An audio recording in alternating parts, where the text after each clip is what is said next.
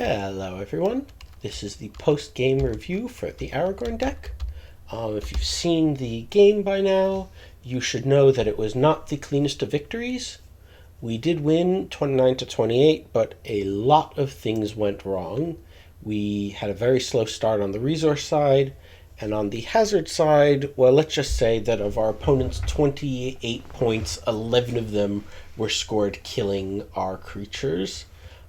We also failed to corrupt a single character, despite the fact that corruption was a fairly strong theme of this deck.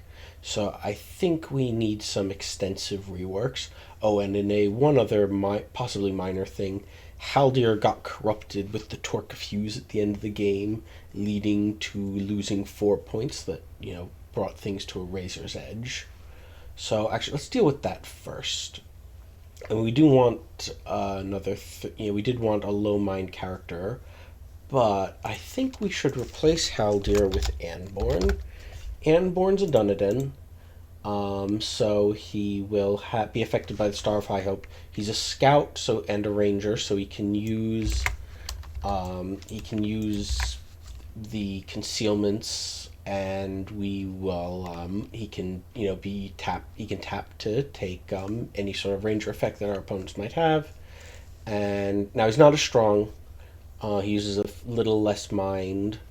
What other Dunedain dream cards? We want heroes only. Let's look at elves first. Problem is that most of the other elves that we got, I was thinking of Círdan earlier, but he's very expensive to play.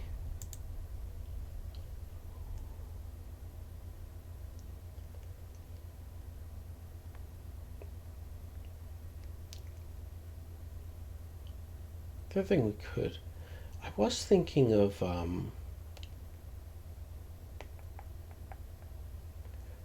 I don't really think we should play him as a starting character. We could do Celeborn for a bit, hopefully a bit later when we've got either a wizard or a Return to the King or something like that in play. Celeborn's very strong, 6 prowess, and he's worth 2 points, and perhaps most important of all, he's a sage, so he can help us get the Reforging and/or Anduril. Okay, so we got 1, 2, 3 allies, 4, 5, 6, 7, 8, 9, 10, 11. Shrugging things off as bad luck is a very quick way to get in trouble.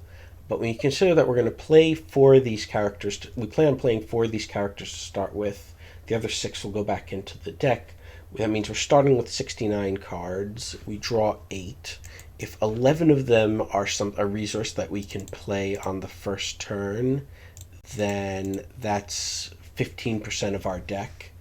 The odds that, we wouldn't draw a playable resource within the first 10 to 14 cards, depending on how many hazards we play at the start, is extremely low. I do think we just got unlucky there, so I'm going to keep the resource thing more or less as it is. I might make a few little tweaks with the sideboard, but I'm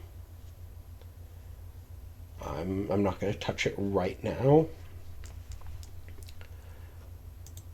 Next up is the hazards. Now again, this resource side is a little on the slow side, so we definitely want a fast hazard, but I do think we are justified in saying that the corruption... Actually, I'm going to bring the Lures of Expedience back.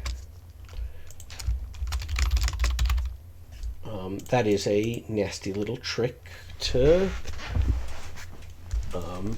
play as an on-guard card, even if it didn't quite work for us. Keep them honest.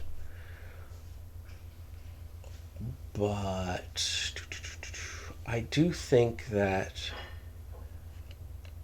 we should be focusing more on our men here.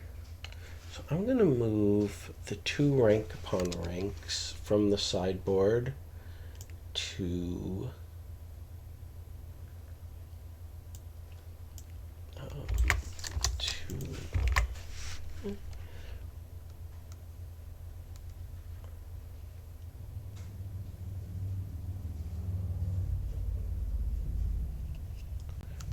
put in a power built back. No, I'm going to do day limit at home. That's a permanent event, so very quick to play, and we can use them to pull more, bump the hazard limit as needed. For all of our other issues, it was pretty rare that we didn't have enough hazard limit, although it would have been nice to play the Thief alongside Yuvatha, so maybe we could get some strength there. More.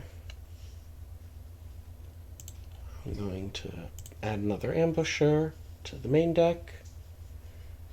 And